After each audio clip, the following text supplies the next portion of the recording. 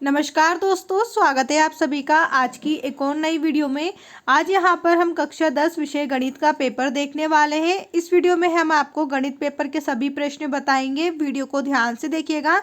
अगर आप चैनल पर पहली बार आए हैं तो चैनल को सब्सक्राइब कर दीजिए और वीडियो को लाइक करके अपने सभी दोस्तों के साथ भी शेयर कर दीजिए। तो चलिए शुरू करते हैं। प्री बोर्ड परीक्षा 2026 विषय गणित कक्षा 10वीं का पेपर है। यहाँ पर सबसे पहले आपसे सही विकल्प पूछे जाएंगे। प्रश्न नंबर 1 में आपसे सार व अंतर पूछा गया है। संख्या में आपको सार व अंतर बताना है। यहाँ पर सही आंसर आपका ऑप्शन सी 6 रहेगा। इसके बाद प्रश्न नंबर 2 है द्विघात बहुपद के आलेख का प्रकार होगा। यहाँ पर आपको एक समीकरण दिया हुआ है, इसमें आपसे द्विघात बहुपद का आलेख का प्रकार पूछा गया है। कैसा होगा? सरल रेखा होगा, समांतर रेखा, परवलय या फिर वक्र रेखा। तो यहाँ पर आपको परवलय पर टिक करना है। ऑप्शन सी आपका सही उत्तर रहेगा। नंबर 3 पर है बिंदु पी एक्स वाई की मूल बिंदु से दूरी। यहाँ पर आपसे पी एक्स वाई की मूल बिंदु से दूरी पूछी गई है। तो यहाँ पर आपको लिख देना है करनी X square plus Y square. यहाँ पर आपको करनी लगा देना लगी हुई है। अब इसके बाद अगला प्रश्न हम यहाँ पर देखिए तो प्रश्न नंबर 4 है द्विघात बहुपद में बहुपद की घात होती है। जो द्विघात समीकरण होते हैं उसमें आपसे पूछा गया है कि उनकी घात कितनी होती है। तो यहाँ पर आपको ऑप्शन बी पर टिक करना है, 2 होती है। नंबर 5 है किसी पूर्णांक के लिए प्रत्येक सम पूर्णांक का रूप होगा। किसी भी पूर्णांक के लिए प्रत्येक सम पूर्णांक का रूप क्या होगा? तो यहाँ पर आपको 2m ऑप्शन सी पर टिक करना है। इसके बाद है अगला प्रश्न नंबर 6 में एक परिमेय संख्या और एक अपरिमेय संख्या का योग होता है। तो एक परिमेय संख्या और एक अपरिमेय संख्या का जो योग है वो अपरिमेय संख्या होता है। तो यहाँ पर आपको ऑप्शन बी पर टिक कर देना है। अब इसके बाद आप देखिए प्रश्न नंबर 2 में आपसे यहाँ पर रिक्त स्थान की पूर्ति पूछी गई है।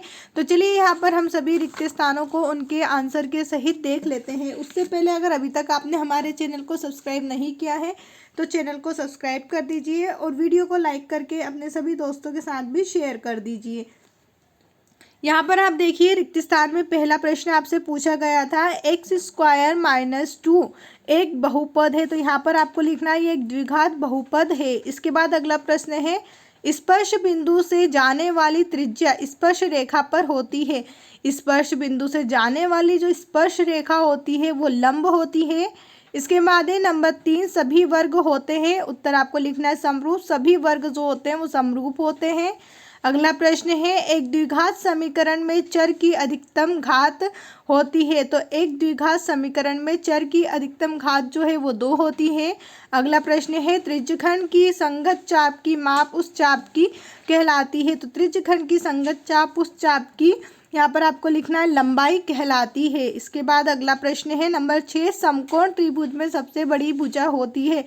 समकोण त्रिभुज में जो है कर्ण वो सबसे बड़ी भुजा होती है। इसके आगे आप यहाँ पर देखिए तो प्रश्न नंबर 3 में आपसे सत्य असत्य पूछे गए हैं। इसी के साथ आपसे अगले प्रश्न में सही जोड़ी पेपर में पूछी गई। तो चलिए इन दोनों के आंसर को हम देख लेते हैं। यहाँ पर आप देखिए सत्य असत्य में पहला आपसे पूछा गया था प्रत्येक वास्तविक संख्या अपरिमेय संख्या होती है। यह कथन आपका असत्य रहेगा।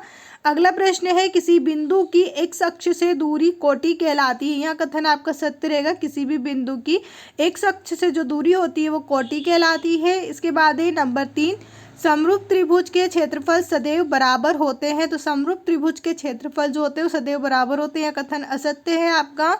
इसके बाद है किसी वृत्त में त्रिज्यखंड और वृत्तखंड समान होते हैं। तो यहाँ कथन बच्चों आपका जो है नंबर 4 में यहाँ पर आपको असत्य बता देना है। अब इसके बाद है स्पर्श रेखा ही छेदक रेखा, यह कथन भी आपका असत्य रहेगा। नंबर 6 है सभी सर्वांग सम आकृतियां समरूप होती हैं, यह कथन आपका सत्य है।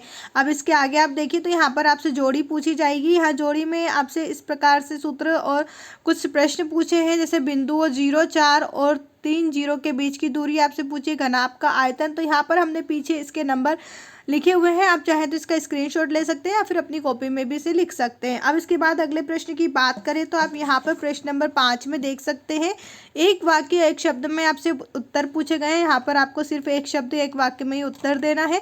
सभी प्रश्नों के उत्तर मैं आपको यहाँ पर बता देती हूँ। पहला प्रश्न आप देखिए, प्रश्न नंबर 5 का पहला प्रश्न आपसे पूछा था पाइथागोरस प्रमेय का सूत्र।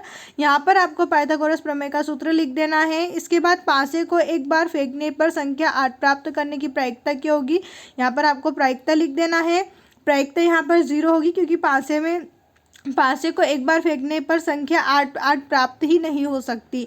अब इसके बाद है, एक सिक्के को एक बार उछलने पर संभव परिणाम की संख्या लिखिए, तो यहाँ पर आपको 2 लिखना है। अगला प्रश्न है, सर्वाधिक बारंबारता वाला वर्ग क्या कहलाता है, यहाँ आपको बहुलक वर्ग लिखना है। इसके बाद नंबर 5 है, एक असंभव घटना की प्रायिकता क्या होगी, एक असंभव घटना की प्रायिकता 0 होगी।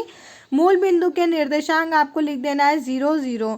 अब इसके बाद आप देखिए तो यहाँ पर आपसे प्रश्न नंबर 6 में प्रश्न उत्तर पूछे जाएंगे। यहाँ पर आपको सभी प्रश्नों के हल देने हैं। सिर्फ यहाँ पर आपसे 2 नंबर वाले प्रश्न पूछे जाएंगे, तो आपको उतने ही आंसर बताने, 2 नंबर लाएगी। यहाँ से आप प्रश्न नंबर 6, 7, 8 से लेकर पूरे प्रश्न नंबर 17 तक आप देख सकते हैं। तो आपसे यहाँ पर 2 नंबर वाले प्रश्न पूछे गए हैं। प्रश्न नंबर 6 से लेकर 17 तक आपसे जो है ये 2 नंबर वाले प्रश्न पूछे हैं। प्रश्न नंबर 9 में आप देखें तो यहाँ पर आपसे रैखिक समीकरण पूछा गया है, उसी के अथवा में रैखिक समीकरण युग्मक का विलोपन विधि से हल आपको बता देना है। इसी प्रकार प्रश्न नंबर 10 से आप इन सभी प्रश्नों के स्क्रीनशॉट ले सकते हैं। अब इसके बाद अगला प्रश्न आप यहाँ पर देखें तो प्रश्न नंबर 18 से जो है आपसे यहाँ पर 3 नंबर में प्रश्न पूछे जाएंगे। इसी के अथवा में आपको और भी प्रश्न दिए गए हैं। इस प्रकार प्रश्न नंबर जो है 20 तक आपसे यहाँ पर इस पेपर में 3 नंबर वाले प्रश्न पूछे हैं। प्रश्न नंबर 21 से जो है आपसे यहाँ पर 4 नंबर वाले प्रश्न पूछे जाएंगे।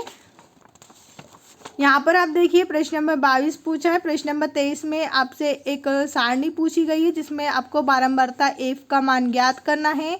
उसी के अथवा में आपको सारणी में पूछा है किसी अस्पताल में एक विशेष वर्ष में भर्ती हुए रोगी की आयु को दर्शाता है।